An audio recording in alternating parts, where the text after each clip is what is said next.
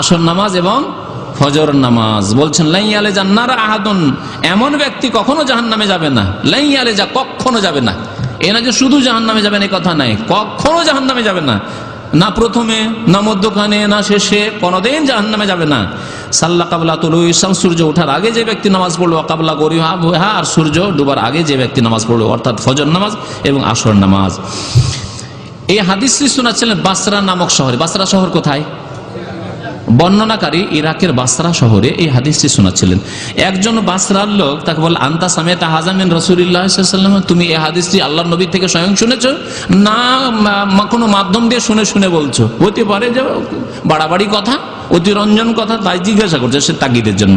Colour নাম, সেই সাহাবী বলছেন হ্যাঁ অবশ্যই। কালার রাজুল ওয়া আনা আশহাদু, আরেকজন লোক উঠে দাঁড়িয়ে গেল আর সাক্ষী দিচ্ছে, ওয়ানা আশহাদু, আমিও সাক্ষ্য প্রদান করছি, আন্নী সামি'তুহু মিন রাসূলিল্লাহ সাল্লাল্লাহু আলাইহি ওয়াসাল্লাম, আমিও আল্লাহ রাসূল সাল্লাল্লাহু আলাইহি ওয়াসাল্লাম থেকে এই হাদিস শুনেছি যে ওই ব্যক্তি জাহান্নামে যাবে না যেই ব্যক্তি ফজর নামাজ পড়ে আর আসর নামাজ পড়ে। বলছেন সামি'তু উযনায়া ওয়া ওয়াহু কলবি, আমার দুই কানে শুনেছে আর আমার অন্তরে মুখস্থ রেখেছে। আল্লাহু আকবার।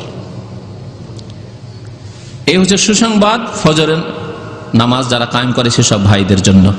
অন্ধকারে যারা নামাজ পড়তে যায়, যেসব ভাইয়ের অন্ধকারে নামাজ পড়তে, অন্ধকারের অজুহাতে অনেকে নামাজ পড়তে যান না গ্রামে গঞ্জে, নবী করিম সাল্লাল্লাহু আলাইহি ওয়াসাল্লাম তাদেরকে সুসংবাদ দিয়েছেন। আর অন্ধকারের নামাজ হচ্ছে দুইটি নামাজ, এশার নামাজ এবং ফজর নামাজ। ফজর নামাজ অন্ধকারই পড়াই সুন্নাত। আমাদের দেশের লোকেরা তো সূর্য ওঠা মযহাবপন্থী গোঁড়ারা এই নামাজকে পিছাইতে পিছাইতে এমন জায়গায় নিয়ে গেছে যে সূর্য ওঠা 10 মিনিট 15 মিনিট আগে নামাজ পড়ে। কিন্তু নবী করিম সাল্লাল্লাহু আলাইহি ওয়াসাল্লাম অন্ধকারে ফজর নামাজ পড়তেন।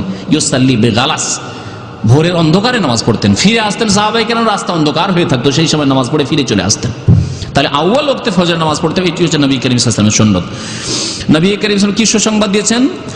বাশশিরিল মাশাইনা ফি যুলামি বিন-নূরি তামি ইলা ইয়াউমিল কিয়ামাহ, বাশশিরিল মাশাইনা ফি যুলামি ইলাল মাসাজিদ বিন-নূরি তামি ইয়াউমিল কিয়ামাহ। তিরমিজি শরীফের হাদিস।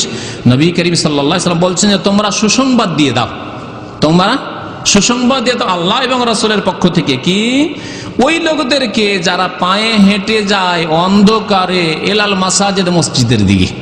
আল মাশাইনা ফি যুলামি, অন্ধকারে যারা পায়ে হেঁটে যায়, আশঙ্কা আছে সাপের, বিচ্ছুর, চোর, ডাকাতের, কত ভয় আছে, ওই সবকে এড়িয়ে আল্লাহর সন্তুষ্টির উদ্দেশ্যে এশার নামাজে অন্ধকারে যায়, ফজর নামাজে অন্ধকারে যায়, তাদেরকে সুসংবাদ দিয়ে দাও। কিসের সুসংবাদ? বিন-নূরি তামি ইয়াউমাল কিয়ামা, পূর্ণাঙ্গ আলোর সুসংবাদ তাদেরকে দিয়ে দাও কিয়ামতের দিনে। কিয়ামতের দিনে কাফেররা বেনামাজি যখন অন্ধকারে অবস্থান করবে, অন্ধকারে তাদেরকে জাহান্নামে নিক্ষিপ্ত করে দেওয়া হবে, তখন তাদের জন্য হাসর মাঠে আলোর ব্যবস্থা করা হবে। আল্লাহু আকবার।